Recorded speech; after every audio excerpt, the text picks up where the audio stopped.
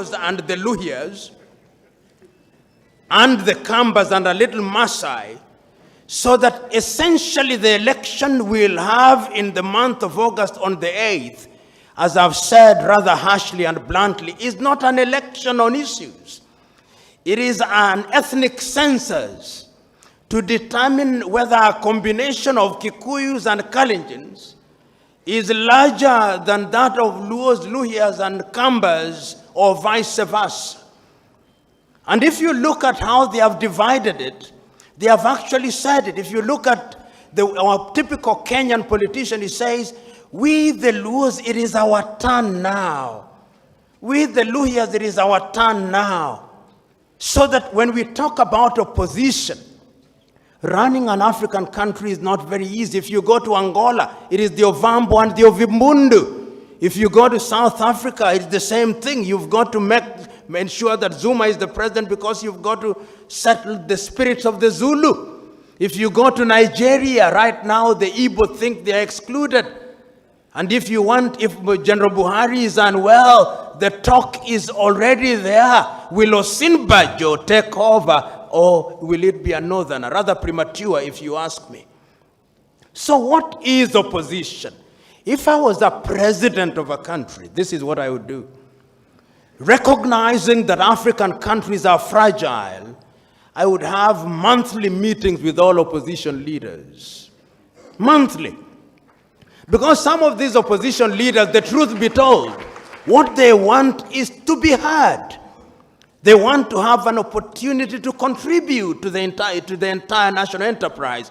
And they have good ideas, some of them.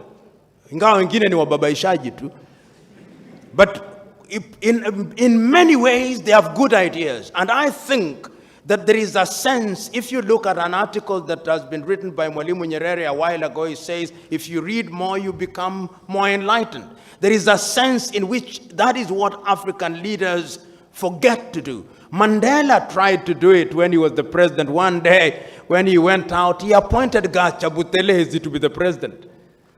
And Gacha, I think, was very satisfied during those few days.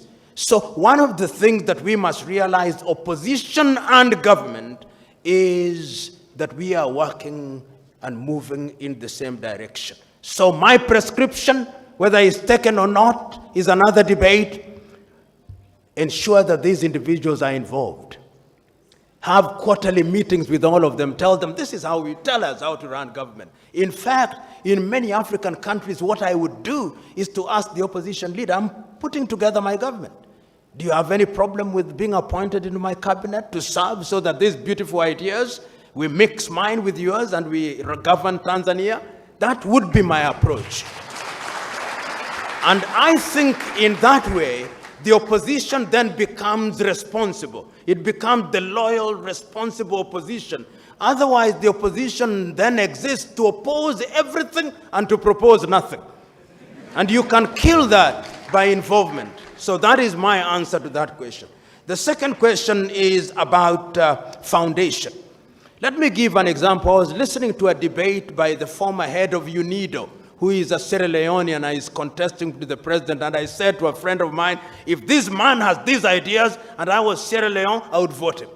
He said, Africa can realize our potential. And this idea that Africa has had conflict is misguided. And he gave examples. Vietnam was at war. Cambodia was at war. Laos was at war. The two Koreas were at war in 1953. Japan was bombed to the ground in 1945. Yet they have revived. They went back to the foundation that you talked about. In other words, we know the true north, tunadira. And Mwalimu used to say in Kiswahili, siri ya maendeleo ni watu, ardhi na siasa safi. And siasa safi means that you have the maadili. Mzee has already, in fact, Mzee, the next time I'm called, I'm going to Uganda and I'm going to use the 5 P's and I'll say I heard them from you. Because in truth, if you look at those 5 P's, that is the problem. Umejua ukizungumzia hili swala la mamlaka, Mwafrika, kiongozi Mwafrika kwanza katika hafla kama hii, kiongozi asili wa Kiafrika ukimwalika saa 4 anakuja saa 5. Na yuko tu katika mkahawa anapiga simu, je, wametulia hapo? Wametulia kabisa. Basi wakisha tulia anaambiwa wametulia, sasa anakuja na mbwembwe na ving'ora. Na mikia wanyama pia wanatingisha hivi. They think that is what will make them important. That is power ambayo unaizungumzia. Na swala hili la kuhodhi na kumiliki mali, unapata mtu ana vyumba vingi tu. Na umejua kilichoko katika kuhodhi mali huku ni kama kunywa maji ya chumvi. Kadri unavyokunywa ndivyo unavyotaka zaidi. Haisitiri. Mtu ana nyumba nyingi tu 40 katika Dar es Salaam. Nilisoma hivi karibuni, mmoja wa TAKUKURU alipatikana na nyumba nyingi tu. Mtu kama huyo ni kitu kipi anakitaka huyo? Mtu ana magari 20, amemwandika mtu kila asubuhi anaviwasha tu, hata havitumii. Sio ni upamu huo? Ni ulafi tu, si uroho, si ulafi, ni upamu, ni unguruwe huo. Na ndio anaizungumzia. Na swala la tatu ambayo mzee amelizungumzia ni swala hili kwa Kiingereza anakiita prestige. Ndio maana Mwalimu alisema siku za awali, tuna mzee wa Rioba atakumbuka, sote tuwe ndugu. Wakati alipofariki mzee Nyerere, sasa Watanzania wabunge wakasema, si Wakenya wanajiita waheshimiwa, sasa na sisi pia tuitwe waheshimiwa. Hata mtu akigombea tu, punde tu anapotangaza anagombea, sasa anasema lazima mimi mheshimiwa. Na akijitambulisha anasema mimi ni mheshimiwa fulani. Nani wewe? Sisi ndio tunakutambua kama mheshimiwa. Na jambo la 5 ulilolizungumzia ni swala la umaarufu. Mtu atafanya kila kitu, atawaita wakina mama wanengwaji, wanengwe, atawaita vijana, atawakodi vijana vibarua na magenge la vibarua waje wacheze dansi na waite majina ya kiajabu ajabu. Hilo ni jambo ambalo linamfanya Mwafrika anakuwa na uungu fulani. Na hilo ni jambo ambalo unaona katika hivi alipojingatua kutoka mamlakani waziri mkuu wa Uingereza, siku ya pili anaabiri gari. Hivi sasa ukija katika mataifa mengi tu, nyinyi njooni Kenya muone, tuna watu ambao tunawaita magavana 47. Nikiana nyumbani kwetu barabara hakuna magari, unamuona mtu na bendera na magari 10. Sema sasa, nani anakutisha huku nyumbani kwenu? Mbwembwe na ving'ora tu. Unaona mtu amelindwa na askari 50 na zaidi. Sasa nasema, ikiwa wewe umechaguliwa na wananchi, kwa nini unawaogopa wao? Unalindwa kutoka kwa wanyama gani hawa? Wanyama waliokuchagua. Na vitu kama hivyo ndivyo vinavyochangia mdororo wa kisiasa na mdororo wa kiuchumi. Kwa kuwa kukidhi vitu kama hivyo inatugharimu sisi walipaji ushuru. Na hivyo ndivyo vitu, mnakumbuka mzee wa Rioba, utakumbuka siku zile za awali Mwalimu akakataa, akasema katika Ikulu ni kubwa mno, nipeni nyumba ndogo tu Msasani. Mtu ana nyumba iliyo na vyumba 20 kwa mwaka, hata hajatembelea moja, lakini ni jambo ambalo akiwa kwenye baa na simua anasema umeliona jengo langu la kifahari. Si ni ujinga tu. Kwa hivyo kuna umuhimu wa viongozi kujinasua kutoka katika minyororo ya utumwa, jinsi alivyosema 3 P's mzee. Na ni jambo ambalo ni la busara isiyo na kifani. Nakubaliana na msanii mwenzangu ya kwamba lazima tuhoji swala hili la mfumo. Umejua sisi sote watu ambao ni tishio na hatari katika Afrika ni sisi tulioenda shuleni. Sisi kwa kwanza, fikra zetu ni za kufugwa, na zimefugwa katika misingi ya kigeni. Na Waafrika fikra zetu zinafugwa na jamii mbalimbali. Ukiwa tulitawaliwa na Waingereza, kwanza kabisa walikuja wakatubadilisha majina. Umejua jambo la kwanza, hata Mungu alipokuwa anataka kubadilisha, ukiwa Abraham anakuita Abraham, ukiwa Sarai anakuita Sara. Sasa sisi kwanza kabisa, ukiwa Mkristo, wewe ukiwa jina lako ni Nyakulinga, wanakuambia lazima uwe John ndio jina lako la Kikristo. Ukisha kuwa John, ukienda shuleni unaambiwa Kihaya ni lugha duni, sasa elewa Kiingereza. Na mifumo sasa ukiangalia katika taasisi nyingi tu, kinachofanyika ni ya kwamba ni fikra hizo za kufugwa. Wewe tuangalie, niligusia swala hili la Wachina. Kwa nini Wachina, sijui kama katika chuo kikuu cha Dar es Salaam kuna taasisi ya Confucius. Wana maono ya ajabu hawa. Katika kila chuo cha Afrika kuna taasisi ya Confucius. Kwa kuwa kile ambacho wanataka kufanya ni kutupa fikra za Kichina. Na hivi sasa sisi ambao tumeenda shuleni, ukimuuliza mwanako sasa ni lugha gani unataka kuisoma, kwanza ilikuwa ni Kiingereza, Kifaransa na Kijerumani, sasa ni Kichina. Na katika siku za usoni sote tutakuwa Wachina wadogo wadogo. Hata tukienda kubatizwa utasikia mtu anasema mimi ni Deng Xiaoping Nyakulinga.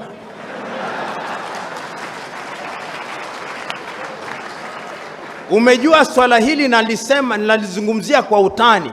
Kumbukeni ya kwamba Wachina walikuwa na sera fulani ya kusema ya kwamba Wachina hawazai mtoto kuzidi moja. Sasa wamebadilisha, wanasema wanaweza wakawa na mtoto wa pili. Na nilisema ya kwamba huyu mtoto wa pili anaandaliwa. Huyo mtoto wa pili ndiye atakayefanya katika nchi za nje ikiwemo Afrika. Mimi nawaenzi sana watu hao kwa kuwa wanatambua ni kitu kipi wanakitaka na wanakifanyia kazi.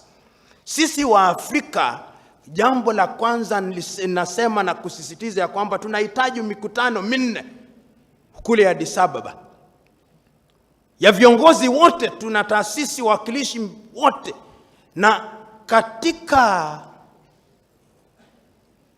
mkutano wa kwanza, swala mama iwe ni kitu kipi kibaya.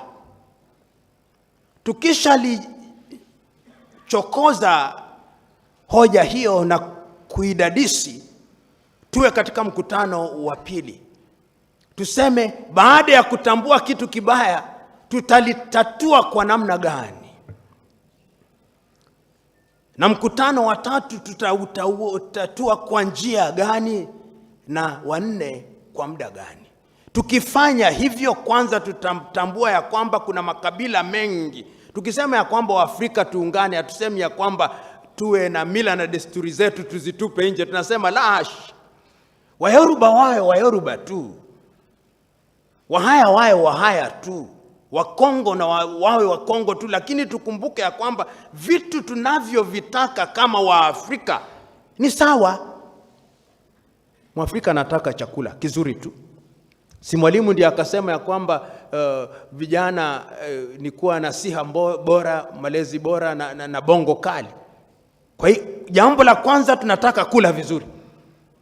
Tunataka shule nzuri. Tunataka miundo msingi na miundo mbinu nzuri tu. Tunataka tuwe na mahospitali na mazahanati nzuri. Hivyo ndivyo vitu ambavyo tunavitaka. Tunataka tuwe na ajira kwa vijana wetu, ili kijana wa Kitanzania akipata fursa katika nchi ya Liberia iwe ni rahisi kwenda huko. Umejua katika nchi za Ulaya kilichoko ni ya kwamba vitu vya msingi haviwasumbui kijana. Kwa kadri kijana ambaye ameletelewa katika nchi ya Norway akisema ya kwamba kula ni ya kwamba alikula sosiji 2 tu, lakini Mwafrika akikwambia sijala kwa muda, huyo mtu anasononeka, hajara hata maji hana.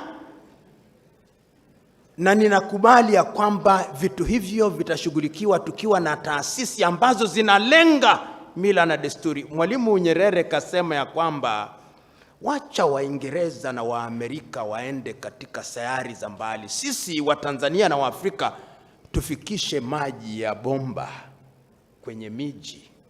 Wacha wao wawe na ndege za kiajabu ajabu, sisi tuwe na chakula mezani. Hivyo ndivyo ambavyo tunavihitaji hata na katiba zetu hizi tunazozizungumzia.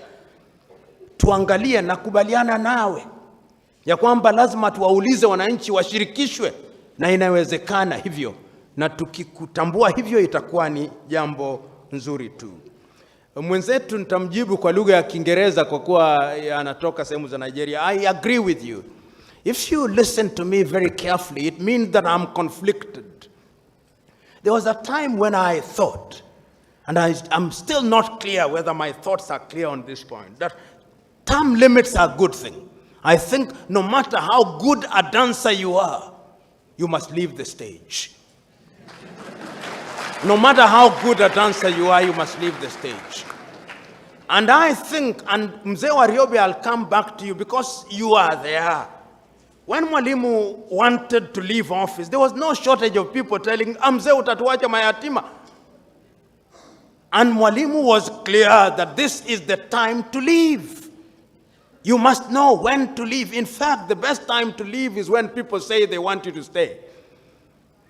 And I'm conflicted in the case of Yoweri Kaguta Museveni and Paul Kagame for historical reasons. Rwanda has come out of a very difficult history. And for that reason, the institution, the personal presence of Kagame has been very useful. But I now hold the view, and I said it in Rwanda the other day, that this should be the last term of Paul Kagame, so that he can even have a puppet, so that people get used. The mere fact that people see another face is good enough. It demystifies power. And I think that that is a good thing. President Yoweri Kaguta Museveni, with whom I have had a conversation and raised the same question, I hold the view also that this should be his last term. In other words, there is a sense in which they have overstayed a little. They have overstayed, there is no doubt. The reason why I have a problem with President Mugabe is because he has stayed for too long and institutions have suffered. In the case of Uganda and Tanzania, there are economies they are worth talking about. There is no economy in Zimbabwe. You go there. It is the first country in the world that does not know which currency to use. At one time, they were using the yuan. At one time, they were using the rand. At another time, they were using a bond. At another time, they were using the American dollar. President Mugabe was a great man, an intellectual, but he stayed for too long. No matter how good you are, if you stay for too long, you spoil it. A good dancer must know when to leave the stage. That is why I'm passionate. And it also gives me an opportunity to say something about General Buhari, about political hygiene. General Buhari inherited a very difficult country. And I want to say, the day Nigeria wakes up, Africa will never be the same again. Nigeria, with a population of nearly 200 million, 300 million, Nigerians cannot even agree on a census. They don't want a census. Because they don't want to discover that the Fulani are more than the Yoruba or the Yoruba more than the Igbo. They think that that discovery is a dangerous thing. So Nigeria must make a decision, and I think that President Buhari, it's unfortunate that he's unwell. But look at the short time that he has been there. Nigeria, the budget of Nigeria is going to be financed by the money which was looted by individuals. You can see the fight that is coming out there, but it's not going to be easy. In fact, he said that if you threaten, kumbukeni ya kwamba mafisadi ni watu wa ajabu. They have the patience of vulture, these corrupt individuals. They wait for you. So Nigeria is beginning to move in the right direction, but once again, you remember last week, the Oduduwa Republic, which is the Yoruba-speaking states, gave a warning that if by October the Igbo still continue talking about Biafra, they shall be expelled from all Yoruba states. The northern states also said the same thing. That is a recipe for disaster. It's a recipe for disaster. Ethnicity. And I'm using this occasion to overextend my answer by also giving South Sudan, John Garang Dimabior. Right now, if you go to Nairobi in Kenya, all, if not all, but a good number of cabinet ministers in Sudan live in Nairobi and their children are either in Nairobi, Addis Ababa, or Kampala, or Europe. South Sudan is a hunting ground where they work on Fridays, steal money, and invest elsewhere. That is not leadership. Now people are fighting the Nuer and the Dinka in the 21st century. One is saying that it is possible if we do what we did. Suppose President Kiir were to have weekly meetings with Vice President Riek Machar. They would resolve all these things because the people are always helpless. I can't agree with you more on that particular. And I think the last question is swala hili la kuhodhi maarifa and national ethos. I think there is not a single leader in Africa who spoke about a national ethic. There is an example that I've given. It happened to me when I used to come to Tanzania every other time with Jukwaa la Katiba. So I used to come every week. So one day I'm at the airport in Dar es Salaam and I have my little bag, and I wanted to have it on as a carry-on bag, and they told me, no, you've got to check it in. So I went to a young man who was selling padlocks. Akaniambia, wewe Mtanzania? Kasema, mimi ni Mkenya bana. Unarudi nyumbani? Kasema, narudi nyumbani lakini nahitaji kufuli kwa kuwa wameniambia lazima niweke kwenye nanio ya mzigo. Niambia, unaenda Nairobi? Sema, nunua kufuli mbili, wezi hao. And you know, I keep on telling that because the attitude of the average Tanzanian about Kenya ni ya kwamba ni mwizi. And I asked Tanzanians, Kenyans, what do you think about Tanzania? And they say they are polite and too slow. But it's better to be polite and too slow rather than to be a mwizi. So that is the perception that we created, and it was created because Nyerere had ethos. One day I'm in Tanzania, and a young girl, I asked for a soda, Coca-Cola. Sema, dada, naomba unipe Coca-Cola. She came back 10 minutes later with Sprite. Kamwambia, na sasa dada, si niliomba Coca-Cola. Sema, si soda, ni soda too. I just laughed and took the soda. And the moral of my story is that when you come to hospitality, Kenya is number one. A hotel industry, we do very well. But I was so amazed by the politeness with which, if it was said, the Kenyan would say, we kunywa soda wewe. The difference is Nyerere created a national ethic and ethos. Your typical Kenya will say, nataka maji. Mtanzania asema, ndugu naomba maji. Sometimes we joke that even the Tanzanian policeman, when we want to arrest you, say, naomba nikutie nguvuni. How can you omba tutia mtu nguvuni? Unamtia nguvuni. And I'm saying this in jest. Mwalimu Nyerere was talking about ethics, and today, when you look at Azimio la Arusha and the 10 points, is that not what everybody is talking about now? All these TAKUKURU, all these anti-corruption authorities, all these integrities, we have gone back to Azimio la Arusha.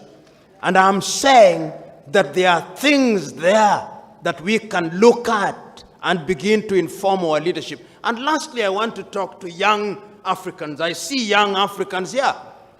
Professor Mlama, the VC, the DVC, Mzee Warioba have done their bit. This is a relay race. The question is, and I know that there are Christians here, if you look at the Bible, there is a man called Simon. When he had been told that Christ has been born, he said, now I can die, because I know Christ has been born. Can this generation say that of you? That now they can die? Can we leave Tanzania in your hands? Will it be safe? Or you will want to make it the 52nd state of the United States? That is the question. And even those of you who are from the Muslims, many Muslims here will know the great hadith writings of Abu Huraira. When the Prophet had been poisoned and he was dying, The comfort of the prophet is that he had his Sahabas. You who are here, are these your Sahabas? Will they sell us to Europe and America? The question is yours. Choose you now. The Chinese have chosen. They are coming here, and they will be here. There is a phone that I acquired recently called the Techno. In the next 5 years, out of every 10 phones, 9 will be Techno. China knows what it wants. We are 1.3 billion. Do we know what we want, sisi wa Afrika? Au in the words of Nyerere, tunabaki kushangana kuduatu. I know it can't be done. When I listen to you, who is an artist, and I know you are either below 30 or below 35, I was refreshed.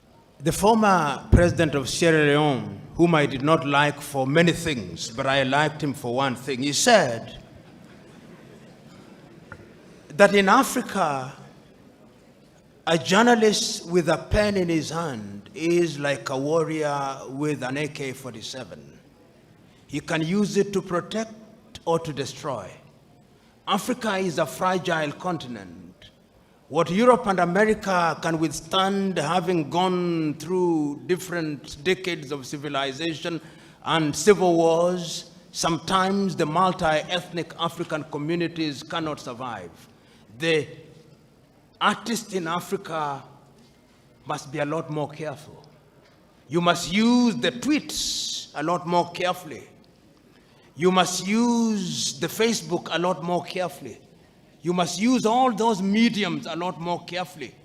Because in recent history, we have seen the radio being used to cause genocide in Rwanda. So you, the artist, remember what Shakespeare said. Oh, you giant, oh, you lion, you have the powers of a giant, but use it carefully. Because he who is powerful must know how to use the power. So you African artists, you must choose what to say and what not to say. In other words, without compromising your freedom, you must choose what to say. Just like when you are reporting a death, when you are telling me that my father is dead, you don't come and say, mzee wako, yule hayuko tena, amekufa. No, you come to me and say it differently. And I conclude with this example. There are two ways, those of you who are Christians, of passing on information. There is the way of John the Baptist. John the Baptist was shouting to Herodias, oh, you adulterer! And ultimately he was arrested, and Salome asked for his head. And that is the end of the story. But there was another prophet in the Bible called Nathan. He went to David and told David, oh, King David, there is a man in your kingdom who is very poor. He has only 2 goats. And there is another one with a lot of goats. But this one with a lot of goats he has taken from the man who has only 1. And David said, who is this man that he may be punished? And Nathan said, King, that man is you. You must make a decision on how to say things. The only young man whom I would have loved, please, to ask a question is that young man who raised his hand throughout and was never recognized. So he could ask. Yes. Hey, karibu. Thank you so much, Professor. My name is Joram Kumbi. I come from ALF, Africa Youth Leadership Forum. And I've been in Kenya attending the National Prayer Breakfast 4th time, meeting the President of Kenya, Uhuru Kenyatta. So my question is to you, what have made you special? And what moves you forward as a professor? Because I want to become like you. You have said life is a relay race, handling the baton to the next generation. And if you allow me, because you are the true son of Africa, I have a gift for you. A map of Africa. And thank you for painting our hearts green. Thank I have you. a gift for you, Professor, if you allow me to give you. Please. I didn't know he had a gift for me, so let it not be thought that...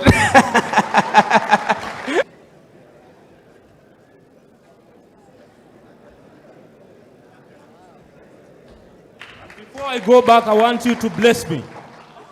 I want you to bless me, sir. Thank you. I was very troubled because his hand was up throughout. And this is what I keep on telling younger people, is this, that this is generational. I started hearing of Mzee Warioba when he was a judge, he was a prime minister, many things, and I kind of liked him even before I met him. And there is a sense in which there are certain ideals that he stood for. In fact, there were 4 Tanzanians that I loved. Of course, Mwalimu was on a different scale. I loved him in a different way. But Edward Sokoine, I loved. Mzee Warioba and Salim Ahmed Salim. And of course now, I've become a mkereketo wa John Pombe Magufuli. But I can't agree with you more that one of the questions that I now ask when I sit on interview panels, I ask this question deliberately, and I'm normally allowed to ask, have you ever made a mistake? Many interviewees actually say no. And when they say no, I don't proceed. And when we remain to retire, I say, don't pick that one. Because my next question is, if you've made a mistake, what mistake was it? Then you tell me. Then the third question, what did you learn from it? Once you told me that you made a mistake, this is what you learned from it, invariably, you get to know that that was the best candidate. And I tell younger people, when you look at others who are older than you, borrow some of my good habits, not the bad ones, and strive to be better than me 100 times, and you will be great and greater. And you do what is right, and remember what Mzee said, the 5 Ps. In fact, I dare say, Mzee, I'm going to print this thing and place them in my office so that I may remember at all times never to be a victim of power, never to be enticed by property, never to be victimized by prestige, never to be enticed by popularity, and never to be subdued by pomposity. God bless you.